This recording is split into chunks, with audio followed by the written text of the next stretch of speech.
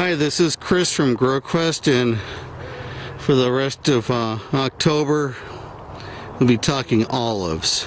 Other things too, but for sure olives. This is the olive tree Arbequina, and it's more likely not the Arbequina that you've been buying if you've been buying on Arbequina olive tree. If not, it's the one that's going to be sold to you. This is not a typical Arbequina tree. As you can see, compared to the Manzanillo on its left, there's not a lot of difference, and there should be, but I shall explain. The olive tree industry is divided up into two groups: trees that are grown for table fruit production, like this Manzanillo, and trees that are grown for oil production, like this Arbequina. And through the selection of hundreds, if not thousands, of individual trees, the industry, and I don't know who at the moment, I can't remember, it might be Agromilla, but there's a variety of major players involved in looking for the next best olive tree, found this tree. This is a tall growing and narrow growing Arbequina that is very densely branched. Traditional Arbequina trees are not tall growing. They're very short and kind of mushroom shaped. But that doesn't work well for the olive oil industry, because the olives are harvested more now by mechanical harvesting. They actually use a converted grape harvester. Yeah, that's news too if you didn't know. Grapes are not harvested by hand either.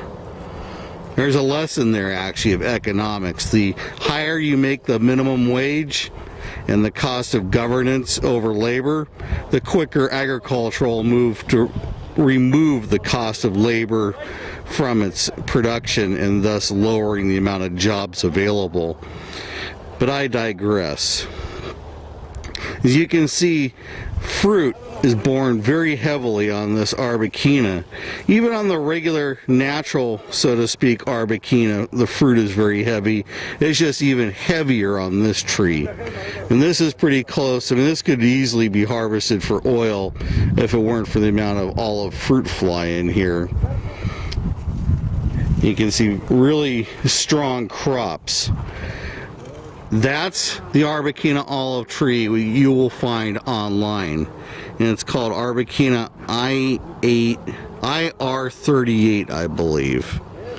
I will make a note if it isn't. Heck, at this point there might even be 2 or 3 Arbequinas available, but they all have one thing in common: they grow quite tall, quite narrow, and really don't make that traditional olive tree look that you would have if you put it in a container.